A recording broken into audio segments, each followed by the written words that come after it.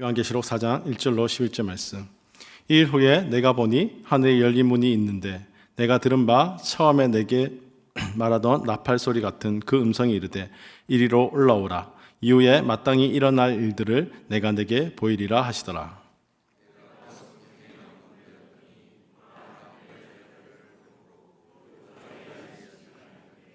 앉으신 이의 모양이 벽옥과 홍보석 같고 또 무지개가 있어 보좌에 둘렀는데 그 모양이 녹보석 같더라.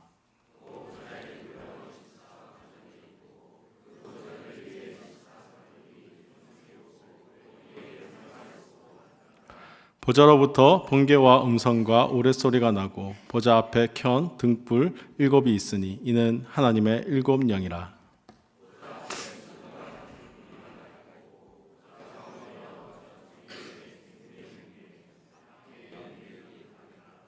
그 첫째 생물은 사자 같고 그 둘째 생물은 송아지 같고 그 셋째 생물은 얼굴이 사람 같고 그 넷째 생물은 날아가는 독수리 같은데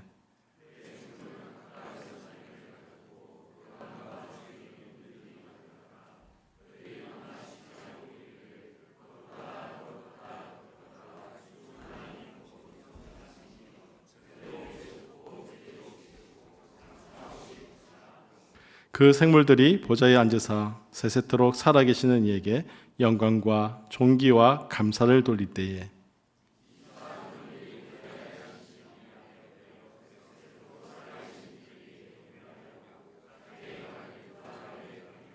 함께 읽겠습니다. 우리 주 하나님이여 영광과 존귀와 권능을 받으시는 것이 합당하오니 주께서 만물을 지으신지라 만물이 주의 뜻대로 있었고 또 지으심을 받았나이다 하더라. 아멘. 오늘 말씀을 함께 나누려고 하는데 오늘 말씀을 통해서 도전받는 것들이 있습니다. 우리의 시선은 늘 언제나 이 땅 가운데 있지요. 그래서 바쁘게 살아가는 이유도 이 땅 가운데 우리의 시선이 있기 때문입니다. 이 땅 가운데서 무엇인가 이루어내려 하고 또 이 땅 가운데서 내가 그렇게 바쁘게 또 열심히 살지 않으면 그러면 내가 당하는 어려움들이 생기기 때문입니다. 그렇게 바쁘게 열심히 또 그러면서도 우리는 믿음을 가지고 살아가지요. 하나님을 믿고 하나님을 의지하는 마음으로 살아가는 것입니다. 그럼에도 불구하고 또 우리 성도들 가운데 그렇게 열심히 믿음을 가지고 살아감에도 불구하고 우리 인생은 왜 문제들이 생기고 어려움들이 일어나는 것일까요? 왜 우리의 삶들은 이렇게 힘들 때가 있게 되는 것일까요? 이렇게 힘들고 지칠 때면 우리의 믿음이 흔들리기도 합니다. 그리고 때로는 포기하고 낙심하는 그러한 경우도 생기게 되는 것 같습니다. 앞으로 우리의 삶 속에도 여전히 힘들고 어려운 일들이 있을 것입니다. 날이 갈수록 세상은 더 악해져 가고 점점 더 살아가기는 힘들고 그 가운데서 믿음을 지키며 살아간다는 것 정말 힘든 일이거든요. 특별히 우리 청년들 또 우리 학생들 앞으로 살아갈 그 날들이 여러 가지 도전들이 우리 앞에 놓이게 될 것입니다. 그러할 때 우리는 어떻게 살아가야 할까? 오늘 말씀이 우리에게 그 도전을 주는 것 같습니다. 오늘의 말씀은 우리의 시선을 이 땅에 머물게 하지 말라는 것입니다. 우리의 시선을 하늘에 두라고 우리에게 말하고 있죠. 그 하늘에 우리의 시선을 두게 될 때 우리는 확신한 믿음 가운데에서 이 땅을 살아갈 수 있음을 우리에게 말하고 있습니다. 오늘은 요한계시록 4장 말씀을 통해서 하나님의 시각으로라는 제목으로 말씀을 나오려 합니다.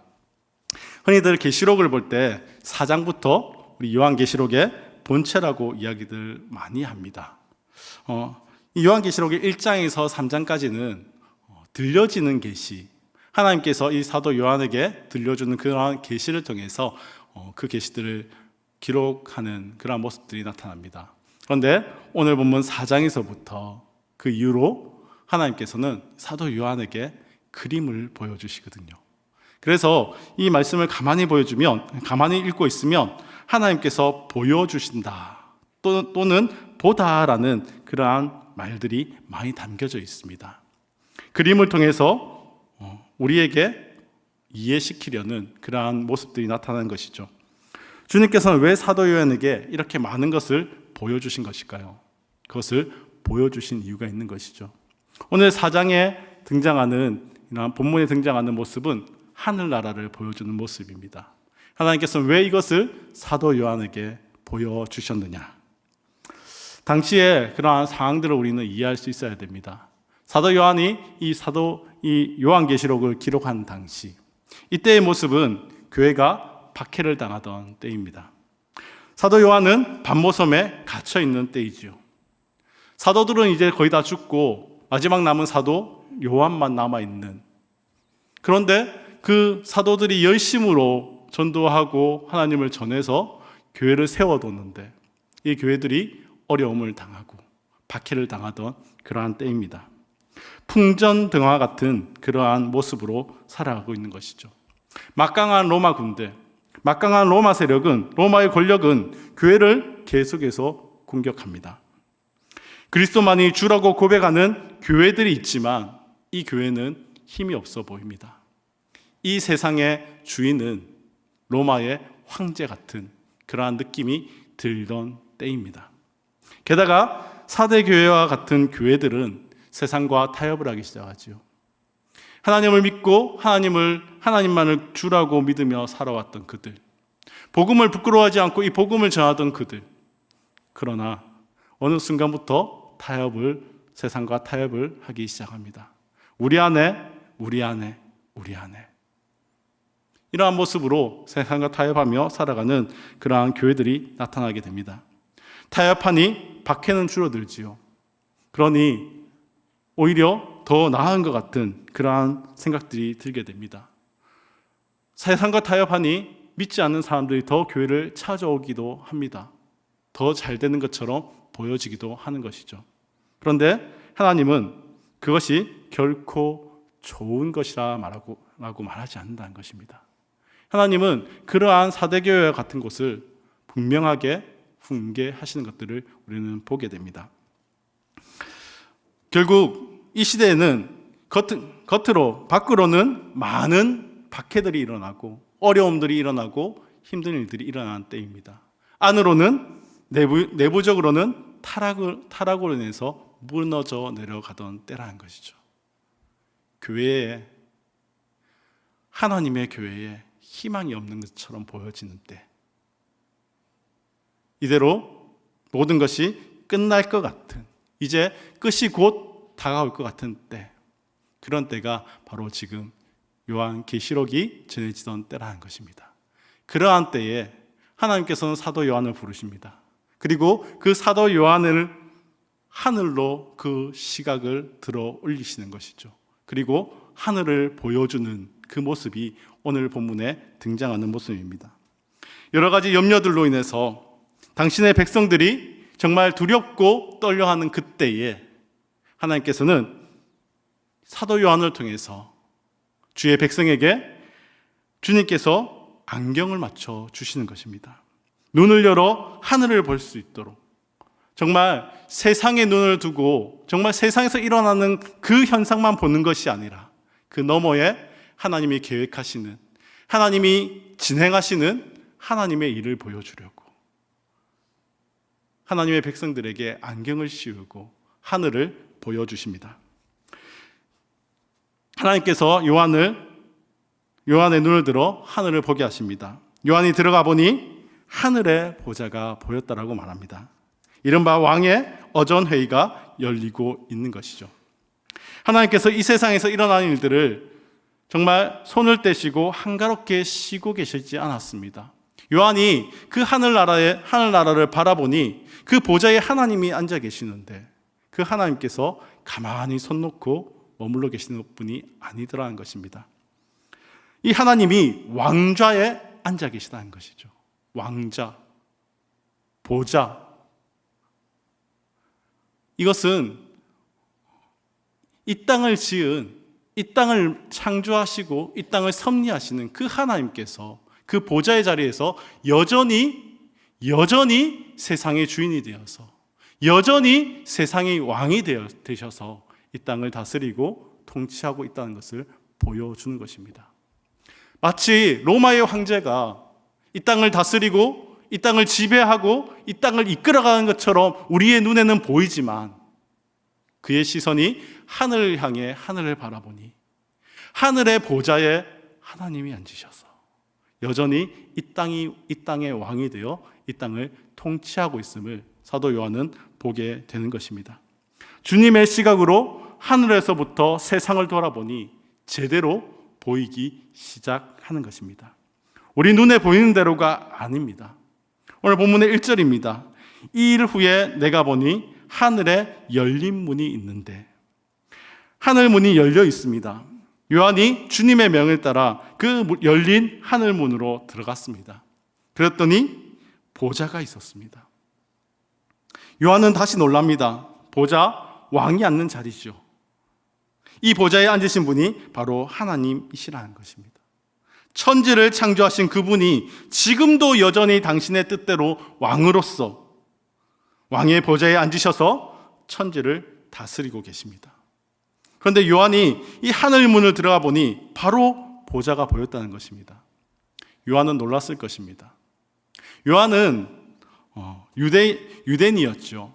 그래서 시온자, 보좌 이것에 대한 교훈을 많이 받았을 것입니다. 이 유대에서 이 시온자는 바로 지성소 안에 있는 것을 말합니다. 이 지성소 안은 아무나가 들어갈 수 없습니다. 이곳에 하나님을 만나러 들어갈 수 있는 사람은 오직 유일하게 대제사장 한 명뿐이었죠. 이 대제사장도 언제든지 마음껏 들어갈 수 있는 것이 아닙니다. 그곳에는 하나님의 영광이 있기 때문이죠. 그래서 1년에 단 한 번 속죄일에만 이 시온자를 볼 수 있었습니다. 그것도 그 하나님의 영광을 바로 볼 수 없어서 향을 피우고 그 향을 들고 가서 이 시온자를 보게 됩니다. 어렴풋이나마 하나님의 그 영광을 보게 되는 것이죠. 그런데 사도 요한이 하나님의 그 부르심을 따라 열린 하늘문을 들어가니 보좌가 보이더라는 것입니다. 그 무엇이 가로막는 것이 아니라 그 하나님의 보좌가 보이는 것이죠. 과거에는 이 시온자 앞에 휘장이 있었습니다. 이 휘장이 하나님 앞에 나오는 것을 막았죠. 그 영광을 볼 때에 우리가 죽게 되기 때문이죠. 그런데 이 휘장이 없습니다. 우린 여기서 분명하게 알게 되는 것이 있습니다. 마태복음을 보면 예수 그리스도께서 십자가에 돌아가실 때 이 휘장이 위에서부터 아래로 찢어지는 것을 보게 됩니다. 예수 그리스도의 그 죽음을 통해 더 이상 하나님과 우리 사이를 가로막는 그 어떠한 장애물도 존재하지 않도록 이제 우리가 하나님 앞에 나올 수 있도록 이 휘장이 찢어진 것입니다. 마태복음의 이 휘장이 찢어졌다는 기록과 또 히브리서가 밝혀주는 그 의미를 요한은 계시록에서 말이 아닌 그림으로 보여주고 있습니다. 문이 열려 들어가니 그 보좌가 보이고 보좌에 하나님이 계시는 그 모습을 보게 되는 것이죠. 이후에도 성전의 휘장은 보이지 않습니다. 하나님의 백성이 하나님께로 나아가는 데 있어서 더 이상 장애는 없다는 것입니다. 요한이 불려 들어간 그 하늘 성전은 말하자면 어전 회의실입니다. 다시 말하면 지상에서 벌어지는 여러 가지 일들, 영적 전쟁들, 이러한 것들을 지휘하는 지휘부이지요. 이곳에서 내려다보면 전선의 모든 상황들이 보입니다. 하나님이 이 땅을 정말 외면하고 있는 것이 아니라, 우리의 성도들의 삶을 외면하고 있는 것이 아니라 그 지휘부에서 하나님은 이 땅을 바라보고 계십니다. 그리고 그 전투를 지휘하고 계시죠. 모든 상황을 한눈에 파악할 수 있습니다. 지금 요한이 보고 있는 모습이 그러한 모습입니다. 이 지휘소에 보좌에 앉으신 이가 있습니다.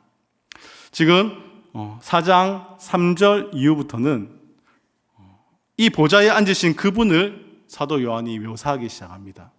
그러나 성경에서는 하나님의 그 모습을 만들지도 그리지도 못하게 하지요. 그러니 그 하나님의 모습을 묘사할 수가 없습니다. 그래서 사도 요한은 보석을 통해 비유로 하나님의 모습을 보여줍니다. 상징으로 그려내는 것입니다. 오늘 본문은 그 하나님을 이렇게 이야기합니다. 그분은 벽옥 같으시다고 말이죠. 많은 보석 중에 벽옥을 이야기합니다. 이 보석은 다양한 색으로 변할 수 있는 그러한 특징이 있습니다. 어떤 의미에서 이 계시록에 있는 모든 보석을 종합한 그러한 모습을 보여주는 듯한 모습이죠. 다시 말하면 어떤 보석 하나로 하나님을 표현할 수 없다는 것입니다. 그분이 가진 영광, 그분이 가진 그 영광을 표현하는 데 있어서는 어떠한 보석 하나로 설명할 수가 없는 것입니다. 또 홍보석 같다라고 이야기하는데, 이 홍보석은 불꽃이 있는 듯한 붉은색 보석입니다. 이는 하나님의 불타는 진노를 보여주기 위함이지요. 또 본문은 녹보석 같다고 이야기하기도 합니다. 이 녹보석은 녹색을 띠지만 빛을 받으면 7가지 빛깔을 비추는 그러한 보석이라고 합니다. 빛이 반사되면 그 무지개가 보이게 되는 것이죠. 그래서 오늘 본문에는 하나님의 그 보좌의 주위로 이 무지개가 보인다라고, 들렀다라고 보여주고 있습니다. 그러면 하나님 주변에 있는 이 무지개는 무엇을 의미하는 것일까요? 창세기를 기억해 보시기 바랍니다. 홍수로 인해서 세상을 심판하시고 다시는 이 세상을 심판하지 않으시겠다는 그 약속의 증표로 무지개를 하나님이 주시지 않습니까? 하나님은 이 약속을 잊지 않고 기억하고 있겠다는 것입니다. 그저 한 번 보여지는, 비가 오고 나면 한 번 보여지는 그러한 무지개가 아니라 그 보좌를 둘러싸는 그 무지개를 날마다 보며 하나님은 기억하고 계시죠. 하나님은 죄에 대해서 진노하시고 하지만 여전히 참으시고 인내하시는 그러한 모습을 우리에게 보여주고 있습니다. 요한은 하나님이 어떠한 모습인지를 말하는 대신 보석 몇 가지를 통해서 보여주었습니다. 이제 보좌 주변에 뭐가 있는지를 한번 살펴보면서 계속해서 보좌에 앉으신 분, 그분이 어떠한 분인지를 우리는 살펴보려 합니다. 4절 말씀을 보면 보좌 주변에 24장로가 등장합니다. 학자들 간에는 이들이 천사냐, 교회를 대표하는 사람들이냐, 이렇게 두 가지 견해로 나누어집니다. 교회라고 보는 사람들은 이 24라는 숫자를 12 플러스 12, 이스라엘의 12지파와 예수님의 12제자를 합친 숫자라고 주장합니다. 그래도 명확하게 이들이 교회다라고 하기에는 주장이 빈약하지요. 그래서 우선 이들이 입은 흰옷을 봅니다. 계시록에는 흰옷이 6차례 등장하게 됩니다. 그리고 옷을 빤다, 밝은 옷, 깨끗한 옷, 이러한 표현 등이 몇 차례 보이게 됩니다. 그중 7장을 보면 이 흰옷의 의미가 잘 드러납니다. 7장 13절 이하를 보면 이 흰옷 입은 자들이 누구며 또 어디서 왔느냐라고 시작하면서 이는 큰 환란에서 나오는 자들인데 어린 양의 피에 그 옷을 씻어 희게 하였느니라 라고 기록하고 있습니다. 십자가를 앞에 둔 예수님께서 산에서 그 모습이 변한 그 사건을 우리는 잘 압니다. 그분이 눈부시게 희게 변했습니다. 교회는, 성도는 그분처럼 변한다는 것이죠. 그분의 영광을 함께 소유하게 됩니다. 그분의 죽으심으로, 그분의 보혈로 말미암아 우리도 희게 흰옷을 입고 변하게 되는 것이죠. 그러므로 이 24장로들이 교회의 대표라는 그 주장에 힘을 얻는 것 같습니다. 이 장로들은 금관을 쓰고 있습니다. 이는 승리의 월계관입니다. 또 왕관을 의미하기도 합니다. 교회는 하나님의 군대로서 승리하고 하나님 앞에 앉아 있습니다. 그리고 이들이 쓰고 있는 관도 금으로 되어 있습니다. 이 금은 하나님의 거룩함을 나타내는 금속이죠. 하나님의 교회는 하나님의 거룩을 덧입었던 것입니다. 이분들이 하나님의 보좌 주변에 24 보좌 위에 앉아 있습니다. 그런데 이 보좌들이 하나님의 보좌와 같은 단어를 쓴다는 것입니다. 이 원어적으로 볼 때 하나님의 그 보좌를 가리키는 단어와 이 24 장로들이 앉는 그 보좌에 그 단어가 같은 것이죠. 더 낮은 위치에 있다는 것이 아닙니다. 덜 귀한 재료로 만들었다는 것이 아닙니다. 똑같은 보좌입니다. 군대를 가보신 분은 알지만 작전 지휘소에 들어가면 구분되어집니다. 지휘관들이 앉는 의자들, 그리고 그 중에 최고 지휘관이 앉는 의자, 다르죠. 그리고 그곳에는 함부로 누군가가 앉을 수도 없습니다. 그런데 하나님의 보좌와 지금 24장로 간의 자리가 같다는 것입니다. 하나님께서는 당신의 백성들을 둘러앉히시고 자신의 영광을 그 백성들과 함께 나누고 있음을 보여주고 있는 것입니다. 하나님께서는 당신의 백성들 가운데 계실 때 그 영광이 가장 잘 드러나는 분이십니다. 그분은 백성들 가운데 계신 것을 즐거워하십니다. 요한이 24장로들을 주님을 호위하고 있는 네 생물이나 천둥번개보다 먼저 소개합니다. 그 이유가 무엇일까요? 더 중요하기 때문이죠. 사도 요한이 본 하늘은 어전 회의실입니다. 전투 지휘소입니다. 여기를 보고 있으면 이 땅에서 벌어지는 영적 전쟁의 상황을 파악할 수 있습니다. 그리고 이 전쟁을 승리로 이끌어 가시는 사령관이신 주 하나님이 어떠한 분이신지도 이해할 수 있습니다. 또 그분이 교회를 어떻게 여기시는지도 알 수 있게 되는 것입니다. 오늘 사도 요한을 하나님께서는 이 하늘문으로 초청하시고 하나님이 이 땅을 다스리는 보좌에 앉으신 왕이심을 나타내 보여줍니다. 그리고 그 영광 가운데에 24장로가 함께하고 있으며 하나님의 교회가 함께 그 영광을 취할 것을 보여주고 계시는 것입니다. 사도 요한이 함께 지금 그 하늘나라를 바라보며 시야를 넓힙니다. 자신은 비록 이 반모섬에 갇혀져 있고 지금의 상황이 로마 황제가 모든 땅을 다스린 것 같은 그러한 상황들로 보여지며 하나님의 교회는 자꾸 힘을 잃어가고 세상에 타협하는 그러한 모습으로 보여지며 조금만 지나면 모든 것이 끝날 것 같은 그러한 상황 가운데 하나님께서는 아니라고, 그렇지 않다라고 사도 요한을 불러 하늘나라를 보여주고 계십니다. 여전히 하나님께서 왕의 보좌에서 이 땅을 다스리고 계시며 여전히 하나님께서 이 교회를 아끼시고 이 교회를 통해 함께 영광 누릴 것이라고 보여주고 계시는 것입니다. 이 세상을 장악하고 있는 진정한 주인, 참 왕이 누구이신지를 쉽게 알 수 있도록 그림을 그려 보여주고 계십니다. 서두에서 제가 표현한 것처럼 하나님의 안경을 쓰게 하십니다. 비록 마귀가 권력과 거짓 종교, 타락과 타협을 무기로 교회를 무너뜨리려고 발악하고 있어도 하나님께서는 능히 이길 수 있음을 보여주고 있습니다. 계시록 전체에서 이 사실이 설명되고 있죠. 4장 나머지 부분 그리고 5장까지만 가도 이러한 사실이 분명하게 드러나고 있습니다. 이 본문에서 성도들은 이런 명령을 받습니다. 첫째, 두려워하지 말라는 것입니다.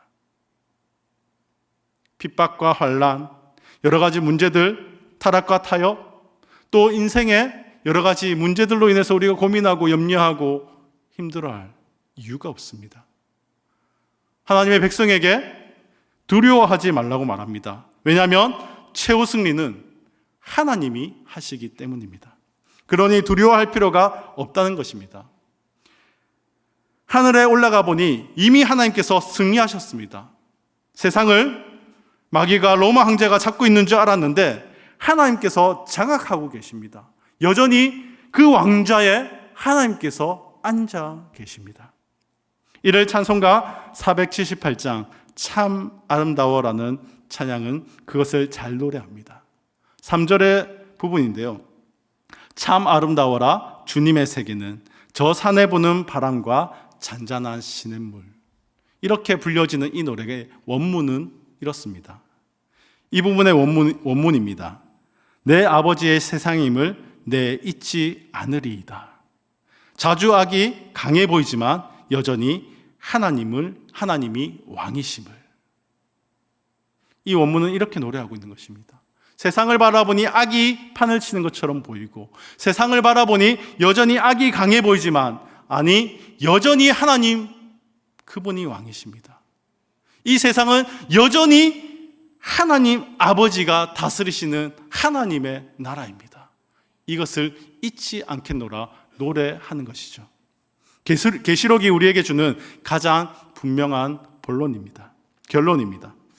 두 번째 교훈은 이것입니다. 세상과 타협하지 말고 죄를 용납하지도 말라. 타협은 영광과 능력이 하나님 외에 다른 것에, 다른 이에게 조금은 있다라고 믿는 태도라는 것입니다. 영광은 오직 하나님의 것입니다. 세상의 모든 힘은 오직 하나님의 것임을 본문은 우리에게 보여주고 있습니다. 그리고 이것은 주기도문의 결론이기도 합니다. 나라와 권세와 영광이 영원히 아버지의 것입니다. 아멘. 이것이 고백입니다. 여전히 나라와 권세도 영광이 영원히 아버지의 것입니다. 이 사실이 우리가 하늘 아버지께 기도하는 이유를 밝혀주고 있습니다. 모든 것이 주의 것이기에, 주의 뜻에 있기에, 주를 왕으로 모시기에 우리는 기도한다는 것입니다. 사랑하는 성도 여러분, 세상에 펼쳐진 상황들, 세상에 일어나고 있는 여러 가지 일들, 그 모습들을 우리는 보여지는 것으로만 보지 말았으면 좋겠습니다. 오늘 하나님께서 이 사도 요한을 그 눈을 들어 하늘을 보게 하신 것처럼 우리의 시선이 그 하늘에 있었으면 좋겠습니다. 그 하늘나라 그 보좌에 앉으신 그 하나님을 우리도 바라봤으면 좋겠습니다. 그 하나님 보좌 곁에 있는 그 장로들의 그 보좌를 보았으면 좋겠습니다. 하나님은 교회를 세우시고 이 교회를 통해 함께 그 영광을 누리십니다. 우리의 삶 가운데에 찾아오셔서 우리의 삶을 주장하시기도 하고 우리를 인도하시기도 하시는 분. 이 땅 가운데 악이 가득한 것처럼 보이지만, 교회가 무너지는 것처럼 보이지만, 소망이 사라져가는 것처럼 보이지만, 여전히 하나님의 나라와 권세와 영광은 우리의 참된 왕이 되신 하나님께 있습니다. 이 사실을 믿으시기 바랍니다. 그리고 두려워하지 마십시오. 염려하지 마십시오. 하나님을 찾고 하나님을 경배하십시오. 그리할 때 하나님께서는 우리를 위해서 일하고 계실 것입니다. 주님은 여전히 이 땅을 바라보며 일하고 계십니다. 그 하나님을 의지하길 바랍니다. 그 하나님을 믿고 그 하나님께 기도하기 바랍니다. 오늘 우리가 이곳에 나와 기도하는 이유, 하나님을 나의 왕으로 모시기 때문입니다. 내 인생을 이끌어 가시는 주인으로 믿기 때문인 것입니다. 어려움만이 있어서가 아니라 때로는 기쁨을 하나님께 드리고, 때로는 그 어려움을 아뢰고, 그 하나님이 나의 삶을 이끌어 주심을 고백하는 그것이 오늘의 기도의 자리인 줄 믿습니다. 여러분이 오늘 가지신 여러 가지 고민들, 여러 가지 염려들, 여러 가지 마음들 주님 앞에 다 내려놓으십시오. 다 하나님께 말씀하시고 과여 드리십시오. 우리 하나님이 들으시고 여러분의 삶을 이끄시고 인도해 주실 것입니다. 하나님께서는 우리에게 그 영광을 예비하고 계시는 것입니다. 그 하늘을 바라보며 그 하나님을 믿으며 오늘도 기도함으로써 함께 그 영광을 누리는 우리 성도님들 다 되시기를 주님의 이름으로 축복합니다.